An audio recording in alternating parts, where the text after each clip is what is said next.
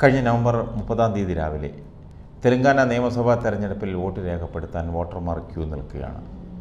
ആ സമയത്ത് വോട്ടർമാരുടെ ഫോണിലെ വാട്സാപ്പുകളിൽ ഒരു വീഡിയോ പ്രത്യക്ഷപ്പെടുന്നു.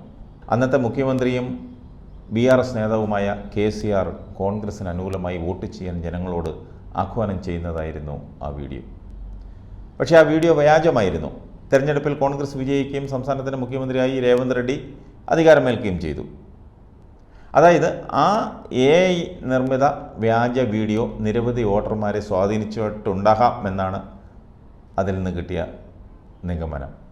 2024 ലോക്സഭാ തെരഞ്ഞെടുപ്പിൽ ജനാധിപത്യത്തിൻ്റെ മറ്റൊരു ഉത്സവത്തിന് രാജ്യം സാക്ഷ്യം വഹിക്കുമ്പോൾ സമാനമായ നിരവധി വെല്ലുവിളികളാണ് എല്ലാ രാഷ്ട്രീയ പാർട്ടികളുടെയും മുന്നിലുള്ളത്. കോൺഗ്രസ് നേതാവ് രാഹുൽ ഗാന്ധി BJP സ്ഥാനാർത്ഥി നരേന്ദ്രമോദിക്ക് വോട്ട് ചെയ്യാൻ പറയുന്ന വീഡിയോകൾ വരെ ചിലപ്പോൾ ഇറങ്ങിയേക്കാം. സാധാരണക്കാരായ കുറച്ചു പേരെങ്കിലും ഇത്തരം വീഡിയോകൾ വിശ്വസിക്കുകയും കൂടുതൽ പേരിലേക്ക് കൈമാറ്റം ചെയ്യുകയും ചെയ്തേക്കാം. സാധ്യതകൾ തള്ളിക്കളയാനാകില്ല. നിർണായകമായ തെരഞ്ഞെടുപ്പിന് തൊട്ട് മുൻപ് വോട്ടർമാരുടെ അഭിപ്രായങ്ങളെ രൂപപ്പെടുത്തുന്നതിനോ സ്വാധീനിക്കുന്നതിനോ ഉള്ള ഒരു രീതി എന്ന നിലയിൽ ഡീപ്പ് ഫേക്കുകളുടെ ഉപയോഗം വലിയ വെല്ലുവിളികൾ നേരിടുന്നതാണ്. തെരഞ്ഞെടുപ്പ് പ്രചാരണങ്ങളിൽ നിർമ്മിത ബുദ്ധി അതായത് AI ദുരുപയോഗം ചെയ്യപ്പെടാൻ സാധ്യതയുള്ളത് ജനാധിപത്യ പ്രക്രിയകളുടെ സമഗ്രതയെക്കുറിച്ചും ആശങ്കകൾ ഉയർത്തുന്നുണ്ട്. തെലങ്കാനയിലെ പോലെ തന്ത്രപരമായി സമയബന്ധിതമായ ഡീപ്പ് ഫേക്കുകളുടെ വിന്യാസം പിന്നീട് മറ്റ് സംസ്ഥാനങ്ങളിൽ നടന്ന തെരഞ്ഞെടുപ്പുകളിലും കാണാനിടയായി.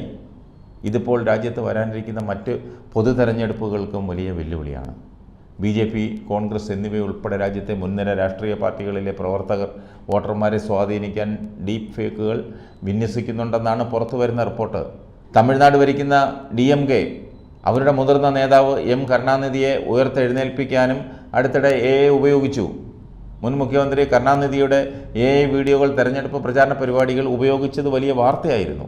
കരുണാനിധിയുടെ കൂറ്റൻ ഫ്ലെക്സിന് മുന്നിൽ ആദരാഞ്ജലികൾ അർപ്പിക്കുന്ന വിദ്യാർത്ഥികൾ അതൊരു കൗതുകമായിരുന്നു. കേന്ദ്ര ആഭ്യന്തരമന്ത്രി അമിത്ഷാ മുതൽ ഉത്തർപ്രദേശ് മുഖ്യമന്ത്രി യോഗി ആദിത്യനാഥ് വരെ വ്യാജ വീഡിയോകളുടെ ഇരകളാകുന്നു. യോഗി ആദിത്യനാഥിൻ്റെ ഡീപ്പ് ഫേക്ക് വീഡിയോ സമൂഹമാധ്യമമായ Xൽ ഷെയർ ചെയ്തതിന് ഒരാളെ സ്പെഷ്യൽ ടാസ്ക് ഫോഴ്സ് അറസ്റ്റും ചെയ്തു.